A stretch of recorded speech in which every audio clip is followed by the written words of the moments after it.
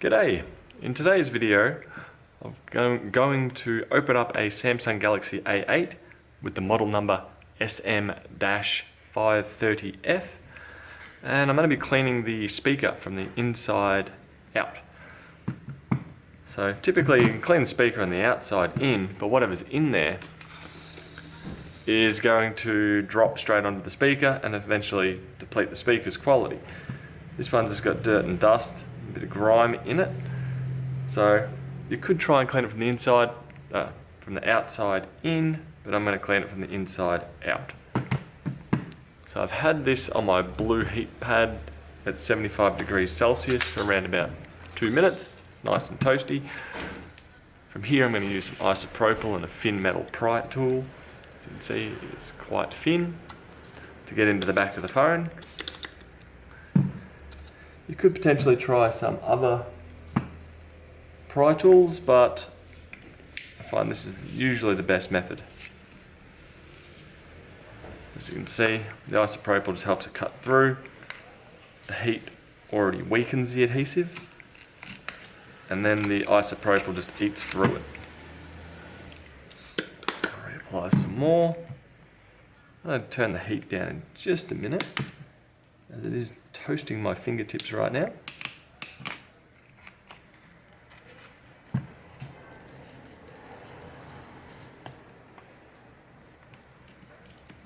Go, and I'll just hit the power button just then. Do be cautious on this side of the phone, as that's where the connector lives. I fold it over, you can see there. Didn't cut it, and I did manage to preserve the original factory adhesive.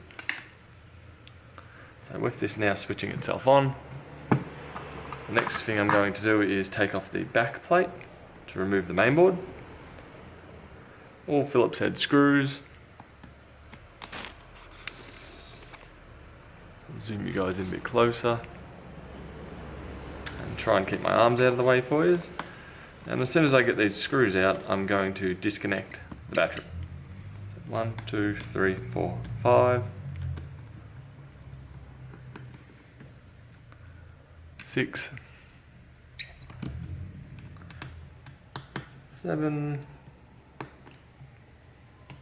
8, 9, 10, 11, 12, 13, and 14. So from here, I'm going to use some tweezers to get those screws out. Whoop.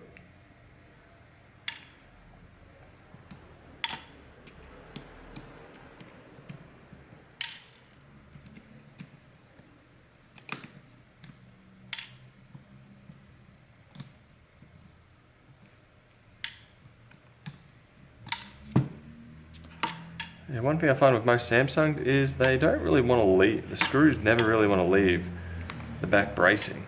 They always tend to linger in there. I may have just launched that off the table. 13 screws. Let's see where the other one went.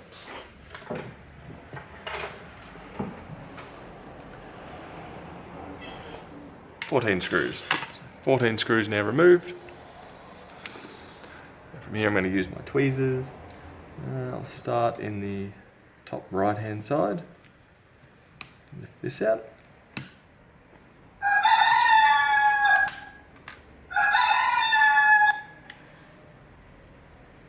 And as I mentioned before, I bump the power button on the phone.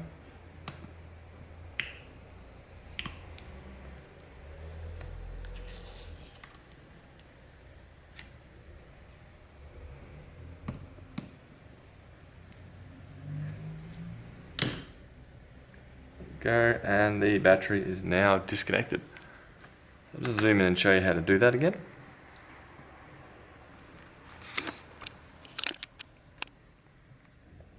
So just be able to flick a nail under there and lift up. like so. And then next up, the video connector down here. I would just use these so you can see, but I'm just going to go into a corner and lift up, like so. Now from here, we're going to disconnect a couple more things. Headphone jack down the bottom here. Same principle as what we're already doing. Nail under there, flick up, and we're disconnected.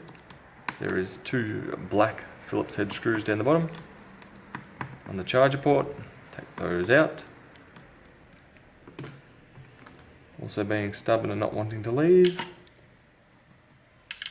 Next up, we'll go up a bit higher. We want to disconnect the front facing camera. There we go. That's the same principle, flick up. Now, side buttons, disconnect them. And another Phillips head screw.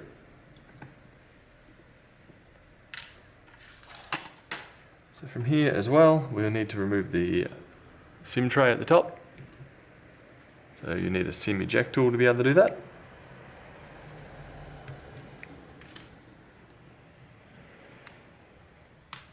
And we're out. And lower down on the phone itself, there is another one. There we go, it just flew out. So from here, we should be good to be able to remove the main board. Now we'll just do a little bit of wiggling. There we go, so I'm just gently put it under here and I'm slowly lifting up. And we're out. So from here, also if you were doing a screen replacement, you'd be basically prepped to do that screen replacement. Screen connects here, you'll remove the screen out and then put it back through, glue it in or tape it in, preferably glue, feed it back through here. And then the reassembly is going to be fairly similar to what I'm going to do shortly. But what I'm focusing on is this.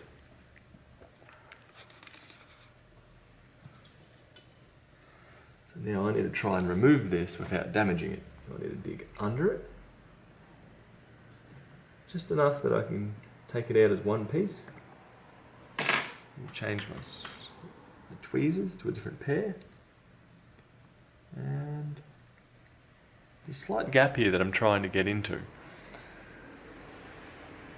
If I get into that gap, I should be able to lift the earpiece out.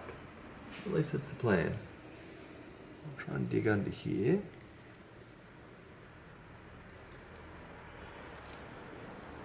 Bingo. That worked better than expected. So I was able to pry just from the lower section here, under and up. With my heat pad softening the adhesive, I can get into it.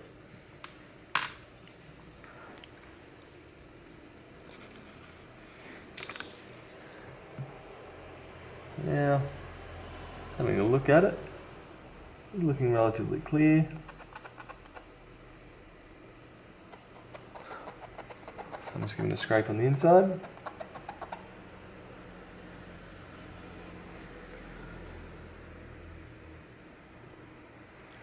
What I'm going to also see if I can do is salvage an earpiece module out of, or an earpiece speaker, out of a Samsung Galaxy series to potentially improve the audio quality. What I'm going to do as well is put some isopropyl on here and give it a brush.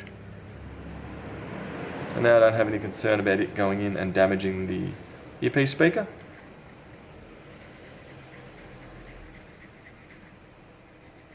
One good way to find how good the audio quality is or how much it's being depleted is simply, once you've removed the speaker, hold it up to a light source or shine a torch through the back of it or through the front and look through the back or the front of it, the opposite side. And just go by how much or how easily the light passes through.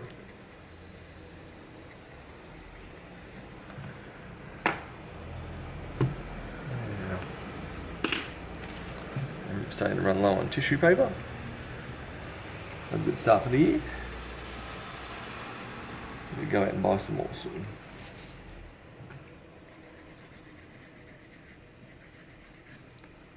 hold this up to some light and look through it. Looking pretty good.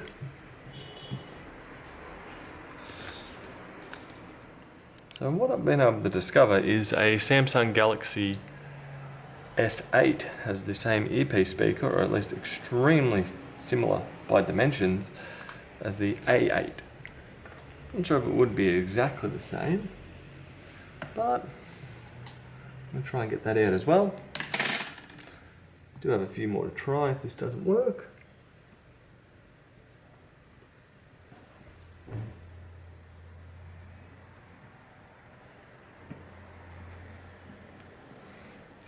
One thing I've definitely noticed with Samsung is they haven't really changed their earpiece modules just by design in quite some time. Also, their vibration motors are all pretty much the same since they've been, or the same as this variety. They've been that way for quite some time as well. So now, pretty happy with this earpiece clean, or the speaker grill clean. So now what I'm going to do is change the earpiece module to a S8 module. So being that they're probably going to be identical, it should be fine. But with that reinstalled, the replacement one in there, I'm right to fully reassemble this phone from here. So we'll begin by installing the main board. We do have to be careful of the flex connector here, here, here, and here, which it's not as bad as other models. Just kind of flick them out of the way as you drop the board in. Now we will need to start with the bottom first. So I'll feed the Type-C port down and in, and then slowly work it down from there, like so. And with the board loosely sitting in there, just go over the connections, click. I'll just kind of wiggle them just a little bit and then push down, and they should make a noticeable click crunch to them. I'll leave the battery to last. These buttons up the top, in. Need to put the front facing camera in. It should slide down, click in. Next up, black Phillips head screws. There is one over here. There is two more down the bottom of the phone at the charger port, which pretty much makes the most sense because that's where all the force is getting inserted into the phone.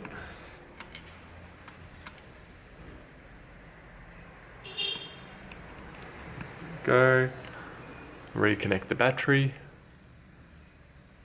Down and then just push on it, wiggle it a little bit. That should click on. Yep. Next up, these. Click, click, click. Next up, the next one. Click. So I'm just pushing around the edges of it just to click it into place. The tape did come off here.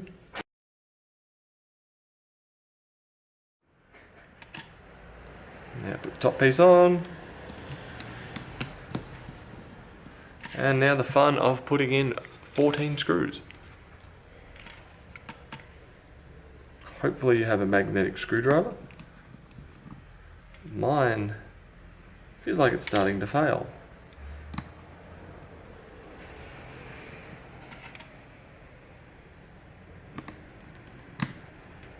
The Samsung A series I've always found slightly odd, especially the first gen, where this is the A8. The A20, the A21s now. Surely the next one's going to be A22. I do hate the single number increments, especially when they're using double digits. Feels like it should go A20, well, there is A20, A30, so on. So yeah, naming schemes are always fun. that regard, at least phones are kind of consistent.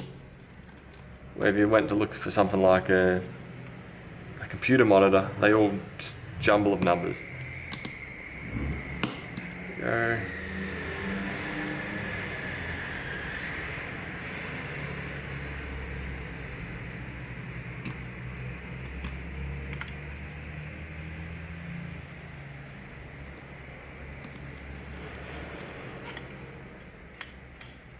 we go. Now, 2 more screws. We're up to one of the more challenging parts of this.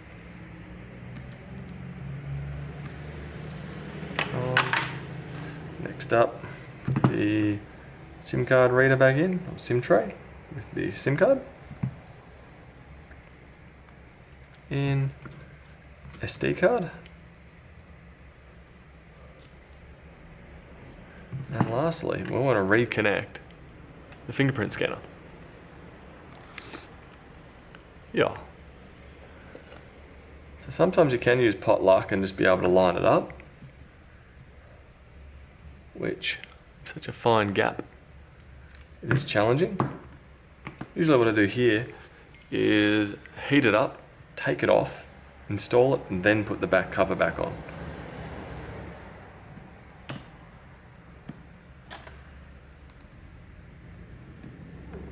Flathead in, twist. There we go. It's removed it reasonably well. As with all the other connections.